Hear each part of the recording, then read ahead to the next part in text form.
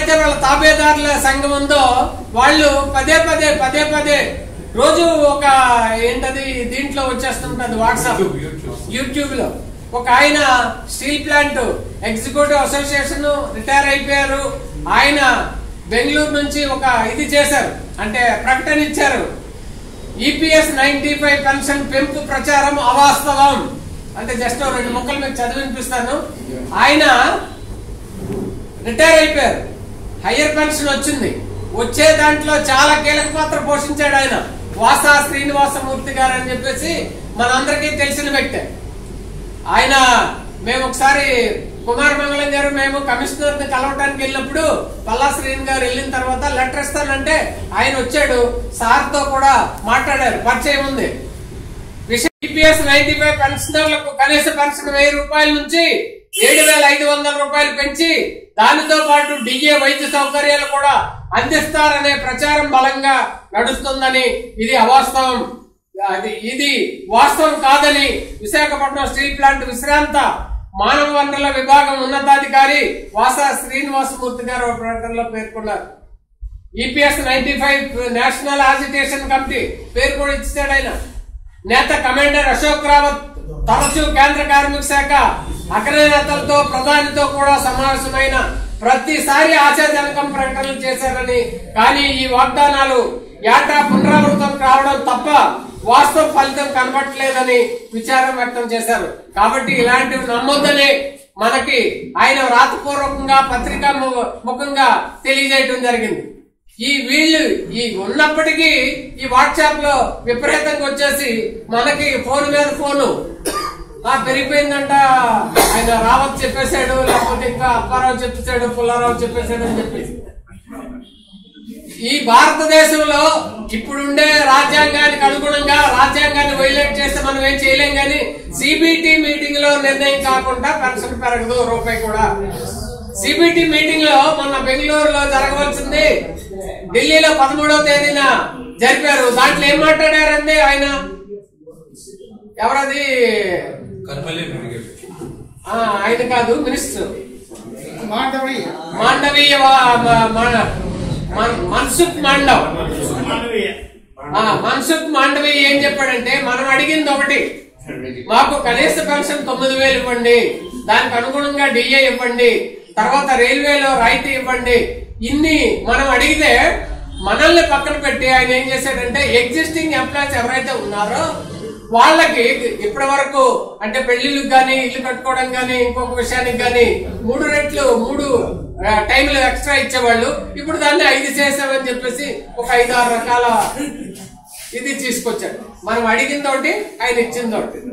అలాగే ఈ మధ్యలో ఇంకోటి ఏదో ఒక ప్రకటన వచ్చేసి ఆ ప్రకటనని విపరీతంగా వెజ్జలుతున్నారు. దాంట్లో చూస్తే ఏముంది, 2017 లోపల ఎవరైతే ఈపీఎస్ 95 పెన్షన్ నుంచి డ్రాప్ అయి ఉన్నారో ఆ డ్రాప్ అయిన వాళ్ళు మళ్ళీ కట్టుకోవడానికి అవకాశం ఇస్తామని చెప్పేసి ఒక ఆయన మినిస్టర్ చెప్పడం జరిగింది. ఇలాంటివే తప్ప నిజంగా డైరెక్ట్ మనకి వర్తించేటట్టుగా ఎక్కడా లేదు. ప్రతిదీ కూడా ఏదో ఒక వంక చూపిస్తా ఉన్నారు. సో స్టీల్ ప్లాంట్ ఏదైతే ఉందో స్టీల్ ప్లాంట్ ది డిమాండ్ లెటర్లు వచ్చి ఖచ్చితమైన నిర్ణయం ఈపీఎస్ 95 పెన్షన్ తాలూకా ఆర్పిఎఫ్ఓ వాళ్ళు చేయకపోవడం వల్ల ఆ డిమాండ్ లెటర్లు వచ్చిన వాళ్ళు గ్యారంటీ లేదని కట్టలేదు. కట్టిన వాళ్ళు సుమారు 1100 పైన ఉన్నారు. మన వాళ్ళు అంటే విజయవాడలో సదస్సు అయింది, సదస్సుకి వెళ్ళి మన లెటర్ ఇచ్చారు.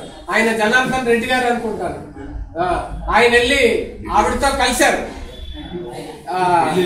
ఢిల్లీలో అప్రజిత మేడం గారితో కలిశారు, ఆవిడతో కలిశారు. కలిసి మాట్లాడితే ఆవిడ చెప్పింది అదే సార్ చెప్పినట్టుగానే, మేమైతే 3000 ఇమ్మని చెప్పి చెప్తా ఉన్నాం 1000 రూపాయల కేసులో. వీళ్ళు 3000 ఏం చేస్తున్నారంటే ప్రతి ఒక్కడిగా 3000 వర్తిస్తుంది. ఇప్పుడు ఫర్ ఎగ్జాంపుల్ నాకు 3400 రూపాయలు వస్తుంది, నాకు ఆ 3000 కలిపితే 6400 అవుతుందని చెప్పి చెప్తున్నారు. అలా కాదు, 1000 రూపాయలు ఉన్న వాళ్ళకి 3000 అవుతుంది అని చెప్పేసి అది కూడా అవలేదు, అది కూడా ఇవ్వలా. అది ఫైనాన్స్ మినిస్టర్ వరకు కూడా వెళ్ళలేదు. ఇప్పటికీ వాళ్ళు ప్రయత్నాలు చేస్తామని చెప్పారు. తర్వాత స్టీల్ ప్లాంట్ విషయం మాట్లాడారు, ఎవరైతే డిఎల్ లెటర్లు ఉన్నాయో వాళ్ళకని చెప్పేసి. జనరల్ గా స్టీల్ ప్లాంట్ విషయానికి వస్తే higher pension zonal PF commissioner RINL not eligibility for higher pension అని చెప్పేసి ఆయన ఒక లెటర్ ఇచ్చారు. ఆ లెటర్ కూడా మన దగ్గర ఉంది. ఎందుకు ఎలిజిబిలిటీ కాదు అని అంటే 26/6 11/3 ప్రకారం వీళ్ళు ఎలిజిబిలిటీ కాదని చెప్పి చెప్తా ఉన్నారు. మరి ఎలా ఎలిజిబిలిటీ వచ్చింది? కొన్ని వందల కోట్లు ఎలా తీసుకున్నారు? మరి ఏంటి పొజిషన్ అని అంటే ఈ ప్లాంట్ అమ్మేపోతున్నారు. అమ్మేస్తే కొద్దిమంది అయినా రిటైర్ అయిన వాళ్ళు ఆ స్ట్రగుల్లో పార్టిసిపేట్ చేయకుండా ఉంటారు. స్ట్రగుల్లో పార్టిసిపేట్ చేసిన వాళ్ళు చాలా మంది ఉన్నారు. CITU బేస్డ్ ఉదాహరణకు నేను ఉన్నాను. నేను మా వాళ్ళకి చెప్పాను ఏమని, స్టీల్ ప్లాంట్ ప్రైవేటీకరణ అవుతుంది అని. దేనికి నిరహార దీక్షలు కూర్చుంటే ఆమరణ నిరహార దీక్ష కూడా నేను ఎందుకంటే ఇవాళ ఉన్న సిచ్యువేషన్ కానీ మొత్తం ఎక్స్ప్లెయిన్ చేయడం జరిగింది. ఎందుకంటే ఇవాళ ఉన్నటువంటి సిచ్యువేషన్ లో మనం ముందుకు వెళ్ళాలి అంటే ఇందాకే చెప్పే ప్రధానం మన ఒక్కల స్ట్రెంత్ సరిపోదు. మన ఒక్కల స్ట్రెంత్ సరిపోదు కనుకే ఆల్ ఇండియా కోఆర్డినేషన్ కమిటీ సమావేశం గతంలో హైదరాబాద్ లో వేశారు. హైదరాబాద్ లో వేసి అక్కడ నిర్ణయం చేశారు మనం ఒక్కడి వల్ల ఇది ముందుకు వెళ్ళలేక పూణేలో జరిగింది. ఆ పూణేలో జరిగిన సమావేశంలో ఏంటంటే మన ఆల్ ఇండియా కోఆర్డినేషన్ కమిటీని స్ట్రెంథన్ చేయాలి. స్ట్రెంథన్ చేయాలి అంటే ఇప్పుడున్నటువంటి స్ట్రెంత్ తో మనం ముందుకెళ్తే మనం ఏమీ సాధించుకోలేము.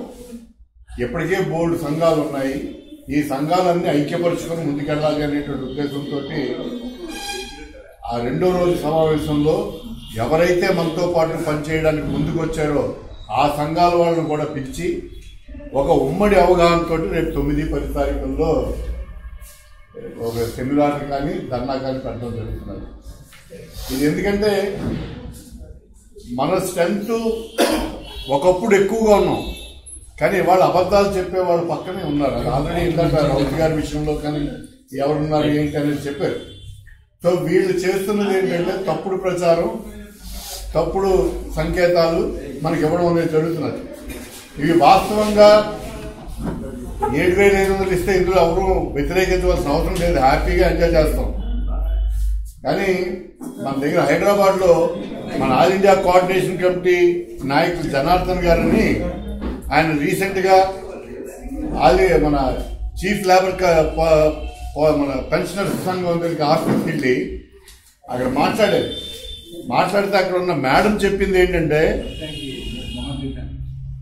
ఎటువంటి ప్రపోజల్ ఉంది అంటే ఏమైనా ఉందా, అందరూ ఎక్కడ పడితే అక్కడ ఇలాగ 7,500 అయిపోద్ది పెరుగుతుంది అని చెప్పి వస్తున్నాయి, దీని మీద ఏంటని అడిగితే ఆవిడ చెప్తుంది ఒకటే చెప్పింది, మా దగ్గరుండి ప్రపోజల్ పెంచాలని వెళ్ళింది కానీ ఇది పెండింగ్ మోడీ గారి అంటే ఫైనాన్స్ కమిటీ దగ్గర ఉంది, ఎంతకు పెట్టారని నేను అడిగారు. అది మీరు రికమెండ్ చేసిందే 3,000 అని చెప్పారు.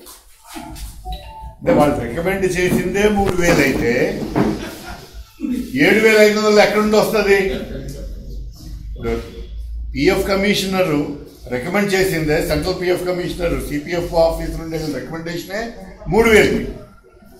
ఆ 3,000లో కోత ఎలా చేయాలి అని చెప్పి సెంట్రల్ గవర్నమెంట్ ఆలోచిస్తారు తప్పించి మీరు 3,000 రికమెండ్ చేసినా మేము చాలా 7,500 ఇచ్చేద్దాం అనేటువంటి ఉదారత ఉన్నటువంటి గవర్నమెంట్ మాత్రం ఈ రోజుని సెంటర్లో లేదు. ఉన్నదాన్ని ఏ రకంగా తగ్గించాలని ఆలోచిస్తున్నారు. కనీసం రికమెండ్ చేసిన దాన్ని ఇస్తారంటే ఇచ్చే పరిస్థితి కూడా లేదు. దాన్ని 1,000 రూపాయలని పెంచడానికి మాకు ఎటువంటి పరిస్థితుల్లోని అవకాశం లేదు అనేటువంటిదే పార్లమెంట్ లో ఇప్పటిదాకా ఏమైనా చెప్తున్నారు. ఎందుకంటే 900 రూపాయల కంటే మేము ఎప్పటికే 900 కోట్ల రూపాయలు దానికి పే చేస్తున్నాం, ఇంకా అదనంగా పే చేసే పరిస్థితిలో మేము ఆలోచిస్తాం మాట కూడా చాలా కష్టం మీదే, ఇదేదో ఇష్టం మీద మాత్రం చెప్పింది లేదు. ఇవాళ పెన్షనర్స్ ని మన ఒక్క దగ్గరే కాదు, ప్రపంచవ్యాప్తంగానే పెన్షనర్స్ మీద దాడి జరుగుతున్నది. చాలా దేశాల్లో పెన్షనర్స్ పెద్ద పెద్ద ర్యాలీలు చేస్తున్నారు. ప్రభుత్వాలు రిటైర్ అయిపోయిన తర్వాత వాళ్ళ తాలూకా పరిస్థితుల గురించి ఆలోచించేటువంటి పరిస్థితుల్లో ప్రపంచవ్యాప్తంగానే లేదు. అందుకని మన దాన్ని చేసుకోవాలి అనుకుంటే మనకి ఏ చిన్నగా అంశంగా మనం సాధించాలి అంటే పెద్ద ఎత్తున చేయవలసిన అవసరం ఉంది. దానికి మనం ఒక్కరిసరికి సరిపోతుందంటే ఎంప్లాయీస్ గా ఉన్నటువంటి ఈ రోజు పనిచేస్తున్నటువంటి వాళ్ళకు కూడా ఈపీఎస్ 95 పెన్షన్ లో వచ్చేటువంటి ఇబ్బందుల్ని మనం వాళ్ళతో కూడా చర్చించి వాళ్ళను కూడా మనతో భాగస్వాములు చేసుకుని పెద్ద ఉద్యమం నిర్మించవలసిన అవసరం ఉంది. ఆ దిశగా కూడా ఈరోజు me all India coordination committee ఆలోచిస్తున్నారు. 5,000 దాటట్లా వస్తే ఇంకో 1,000 రూపాయలు 2,000 రూపాయలు చివరి వాడికి 35 ఏళ్ళు అయితే వాడికి పూర్తి పెన్షన్ వస్తుంది. మనకి కూడా అంతే కదా. మనకైతే 6,500 ఉన్నాడు. మన లెక్క ఏంటి? ఫుల్ పెన్షన్ అయితే 3,500. ఆ 3,500 ఎప్పటికి 35 ఏళ్ళ సర్వీస్ చేస్తే 95 నుండి 35 సంవత్సరాలు సర్వీస్ చేసిన వాడు 6,500 మీద 8.33% కలిస్తే వాడికి వచ్చేది 3,500 హైయెస్ట్ పెన్షన్. అది 3,500. అదే లెక్క. ఫార్ములా ఏం మార్పు లేదు. ఏదైతే pensionable salary multiplied by pensionable service divided by 70 అనేది ఏదైతే ఉందో ఆ ఫార్ములాలో ఏ మార్పు లేదు. ఆ ఫార్ములాలో ఏమైనా మార్పు చేస్తే పెరుగుదల తరుగుదల అని ఆలోచించాలి. లేదు. ఇప్పుడు మనకి డిఏ ఏమైనా అనుసంధానం చేస్తే అందులో పెరుగుదల తరుగుదల అనేది ఉంటుంది. డిఏ అనుసంధానం చేయలేదు, అలాగే ఫార్ములాలో మార్పు లేదు. అంటే ఏ ఫార్ములా ప్రకారం అయితే మన పెన్షన్ క్యాల్కులేట్ చేస్తారో అదే ఫార్ములా మీద రాబోయే రిటైర్ అవుతున్న వాళ్ళు కూడా చేస్తారు. వాళ్ళకి 15,000 రూపాయలు కనుక ఆ 15,000 వరకు ఆ అమౌంట్ పెరిగింది కనుక దాని వరకు వస్తుంది. అది కూడా ప్రోరేటా బేసిస్ లో. ఇది ఈ పద్ధతి మారాలి అంటే ఒక పెద్ద ఉద్యమం కాదు. ఆ ఉద్యమం నిర్మించడానికి ఈ రోజు ఈ ఢిల్లీ ప్రోగ్రామ్ కానీ అక్కడ చేసే ధర్నా కానీ ఓన్లీ సదస్సుకు మాత్రమే రిస్ట్రిక్షన్. సదస్సులో పార్టిసిపేట్ చేయడానికే ఎక్కువ మంది అవదు. ఎందుకంటే ఇందాక సుధాకర్ గారు చెప్పారు అక్కడ రెంటే ఆల్రెడీ మనం రాశారు. వాళ్ళు ఏఐసిసి వాళ్ళు చెప్పినటువంటి సర్కులర్ లో ఏం చెప్పారంటే హాఫ్ డేకి 4 అవర్స్కి 1,50,000 రూపాయలు ఇప్పుడు రెంట్ పే చేయాలి. 4 గంటలకే 4 గంటల పరిమితి 1,50,000 రూపాయలు రెంట్ పే చేయాలని చెప్పి ఇక్కడ అదనంగా తీసుకోవడానికి అవుతుంది. ఉదయం పూట పెట్టారు 10 గంటల నుండి 1 గంటల 2 దాకా. కొంతమంది అడుగుతున్నారు ఉదయం కన్నా మధ్యాహ్నం పెడితే బాగుంటుందేమో, ఎందుకంటే వచ్చే వాళ్ళకి అటెండ్ అవ్వడానికి బాగుంటుందని కూడా సజెస్ట్ చేశారు. దాని మీద అక్కడ వేకెన్సీ ఉందో లేదో తెలియదు. అది వేకెన్సీ ఉంటే దాని ప్రకారం ఆ టైమింగ్ కూడా మార్చి మధ్యాహ్నం నుండి 4 అవర్స్ తీసుకుంటారు. కానీ ప్రస్తుతానికి మాత్రం ఉదయం 10 గంటల నుండి అక్కడ 9వ తారీఖు సదస్సు అనేటువంటి ప్రారంభం అవుతుంది. ఇది మరి మనకి సహకరించేటువంటి వాళ్ళు చాలా తక్కువ మంది. అంటే పొలిటికల్ గా మనకి రైటింగ్ బోర్డు ఉందని చెప్పచ్చు. మేము చాలా సాధిస్తా చెప్తాం చేస్తాం. రెండట మాట్లాడుతున్నప్పుడు కూడా చెప్పారు ఎన్నికల సందర్భంగా ఏం లేదు, రేపు బీహార్ ఎన్నికల సందర్భంగా నీకు ఇచ్చేస్తామని చెప్పినా కూడా మనం ఆశ్చర్యపడకూడదు. కానీ చెప్పేస్తాం. కానీ మనకి సహకరిస్తున్నటువంటివి లెఫ్ట్ ఆర్గనైజేషన్స్, అలాగే ఎల్పిఎఫ్ అంటే మన ట్రేడ్ యూనియన్ సైడ్. ఎల్పిఎఫ్ అని తమిళనాడు ఆయన ఎంపీగా కూడా ఉన్నాడు షణ్ముఖం గారు. ఆయన కూడా మన తరఫున చాలా సార్లు పార్లమెంట్ లో రైజ్ చేశారు. ఇటువంటి ఇవే ఉన్నాయి. ఈ నేపథ్యంలో మనకి బాగా ఎక్కువ సహకరిస్తుంది సిఐటి ఆల్ ఇండియా సెంటర్ నుండి పూర్తి సహాయ సహకారాలు అందుతున్నాయి. మిగిలిన లెఫ్ట్ ఆర్గనైజేషన్ కూడా మనకి సహకారం అందిస్తున్నారు. అటువంటి సిఐటి తాలూకా మహాసభలు కూడా రేపు ఆల్ ఇండియా మహాసభలు డిసెంబర్ 31 నుండి జనవరి 4 వరకు మన విశాఖపట్నంలో జరుగుతున్నాయి. సిఐటి పుట్టి 55 సంవత్సరాలు అయింది. 55 సంవత్సరాల పీరియడ్ లో ఆంధ్రప్రదేశ్ లో ఎప్పుడు కూడా మహాసభలు జరగల. ఫస్ట్ టైం ఆల్ ఇండియా మహాసభలు అనేటువంటివి మన విశాఖపట్నంలో జరుగుతున్నాయి. ఈ మహాసభల్లో కూడా పెన్షనర్ సమస్యల మీద వాటి మీద కూడా చర్చ అనేటువంటిది డెఫినెట్ గా తీసుకుంటారు.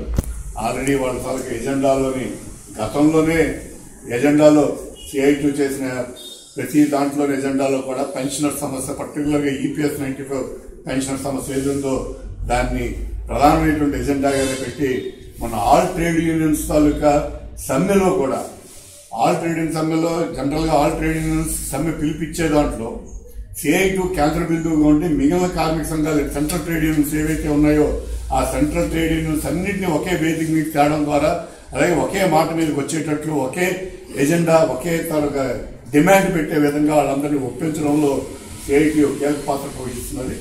ఆ రకంగానే 9,000 డిమాండ్ అనేటువంటిది మొన్న జరిగినటువంటి అఖిల భారత సమ్మెలో కూడా డిమాండ్ ని